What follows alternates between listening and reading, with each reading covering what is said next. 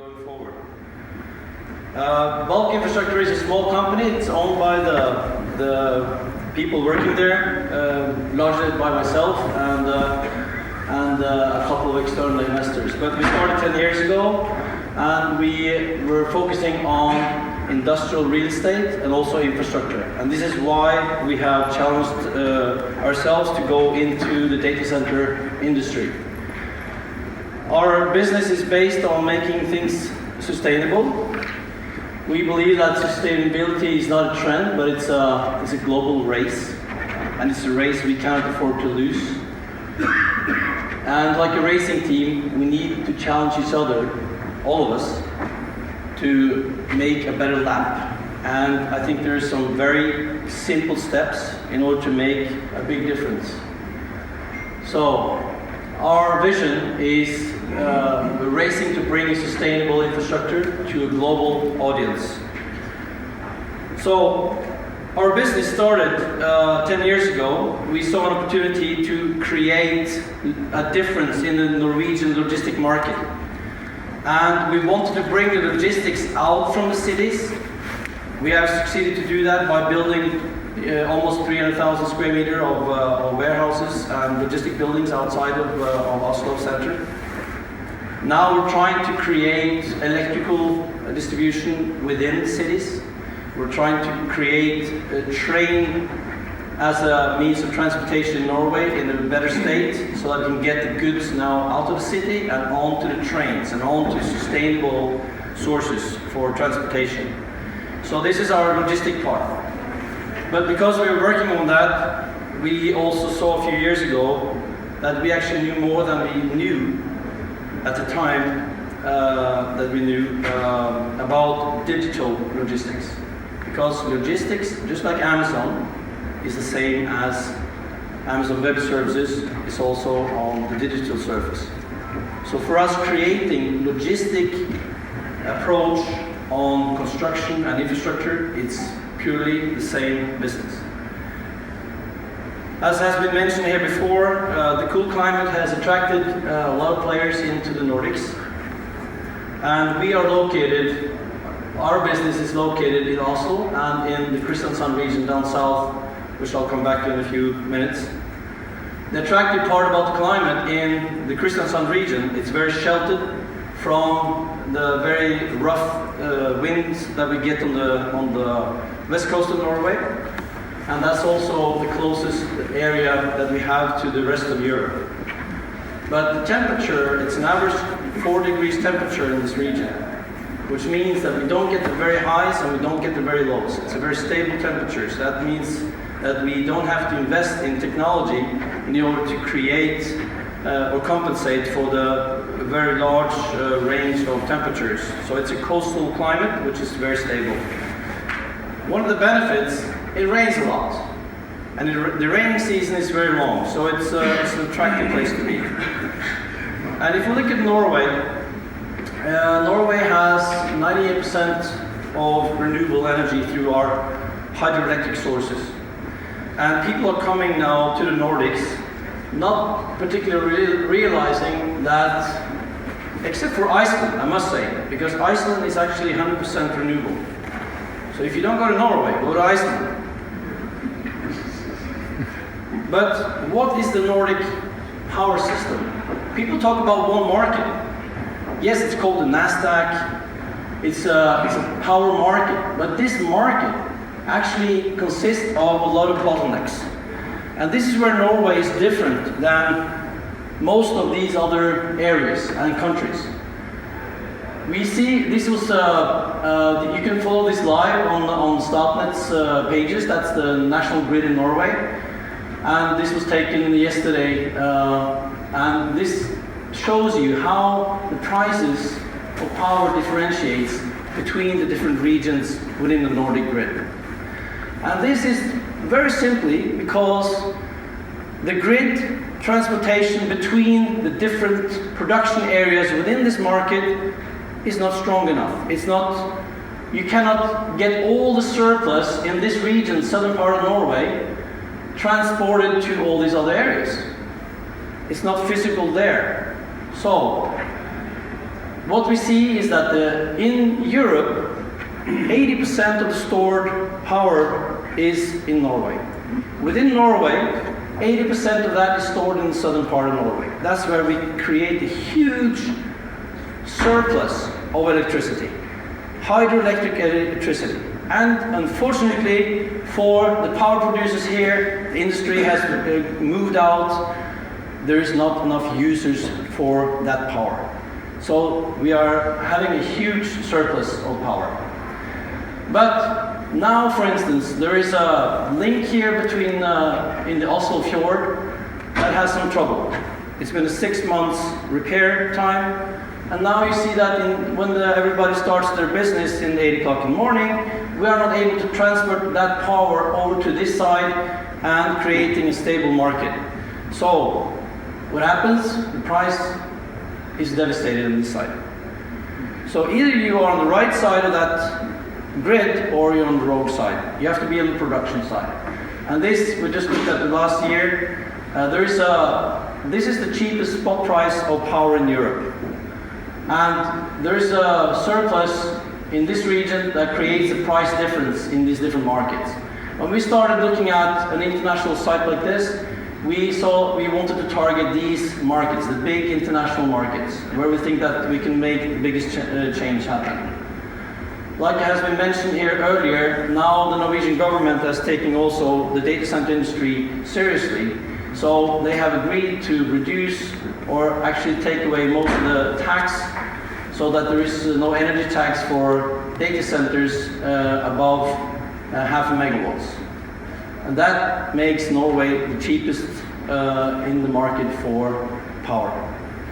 So we set out, I didn't realize that we had an opportunity to create the world's largest data center campus on renewable energy. The first part is difficult, and you all know there's huge campuses all over the world. But the second part, if you add that, that's quite simple. Because here we're talking about hydroelectric energy. This is the Scandinavian ring, how the infrastructure on fiber looked when we started in 2010 and 11. Look at this. And I didn't realize until then that that's why the major companies looking for sites in Norway, they were looking around Oslo. But the power surplus is down here, and some have commented that the Norwegian fiber structure hasn't been strong enough to support international data center activity. So what we did, we bought the building that all the international carriers terminate in. And that building is now being refitted. It's a total refurbishment. It's going to be a 15 megawatt building. It's a 22 megawatt building today. We're building it to a 15 megawatts building with a new redundant feed of power. Up to date, that's what it looks like. And it's going to be up and running before next summer with all the carriers in their own carrier areas within the building and all the local data center stuff happening on the 25,000 square meter that we have to play with. But we saw back in 2010-11, only power is not sufficient. So we started building a fiber link between Oslo down to Kristiansand and across to Denmark. We're working on 2 more links, one to Germany and one to the UK. And these will happen within a few years. We'll also put our network together with the Easy Fiber Group, which then creates a large footprint of fiber structure in the Nordics. So we can give access to all the major players that wants to come into this market. Now back to power. So down in the Kristiansand region, you find a place here within Kristiansand. It has 3,600 megawatts of power installed. It's a lot of power. It's more than Ireland. It amounts to 75% of Denmark. It's a little bit less than this country because we're also big in power in this country. But that's a huge power substation. It's fed by 12 different independent feeds. Norway is by far the most resilient grid in the world. And Number 2 is New Zealand, which is quite far away, but there's quite a difference. But within Norway, this is by far the most resilient place to be. So here we have a good place to grow the industry. So the campus, which is called N for Norway, 01 for data, N01 campus is located off Kristiansand. It's only 20 minutes ride here. We get the ships coming in with containers. We have transportation means on the railway, which is sustainable. We have the airport. Everything here is within 30 minutes. We have the university. We have also a recycling plant next to us. And recycling is very important in my business because I want to take care of those servers when they are no longer in service. So what we have done, we have zoned 3 square kilometers of land for data center purpose, surrounding the biggest substation that we have in Norway. We are next to the recycling area, and we have designed our own buildings which we can accommodate to. I'll get back to that. So this is now what it looks like today. We have built our own utility. We have 2 feeds, an A and a B. They're both designed for 100 megawatts. So that's at least a way to start. So we have 2 feeds of 100 megawatts. If we needed 1,000, we'll get 1,000. The only problem if we take out 1,000 megawatts is that Denmark is not getting enough power across because we are illegal for us to export power to Denmark if we need it ourselves. So this is actually the right side of the cable you want to be. So here we have we're building 2 security houses now. The first data center is going to be up and running in the spring. And that's on speculation. We will see that everything works, everything will be tested, we will have local tenants within it running it, and then you can book your data center here. So the site that we looked at right now is right here. It's about 13 football fields, and the area is quite enormous. It's 3 square kilometers, as mentioned. We can do greenfield sites. You probably don't want it because it's quite a hilly area and it's rocky, so it's a lot of blasting. But we prepared the platform. We can build your shell and core the way you want it. We can build a white space for you. We will offer you the white space. We can also put the service in and give you infrastructure as a service. Whatever you would like to have. So the first campus is these 7 buildings here.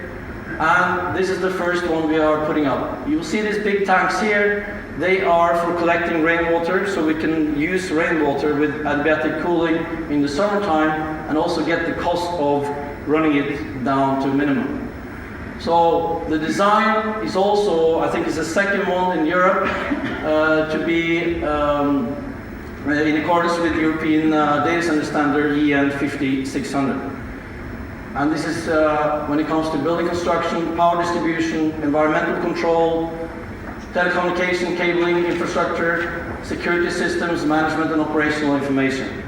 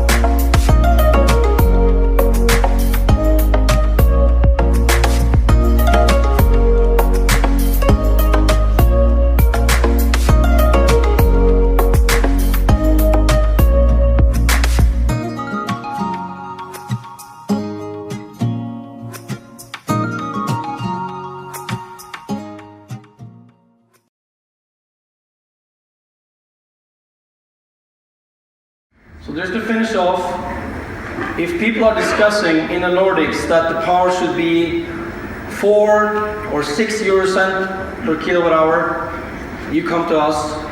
We have the cheapest power. So if we cannot compete, we're going to help you to get your costs down. Our purpose is to get the cost down and make renewable data power cheaper than any other data power. So thank you very much.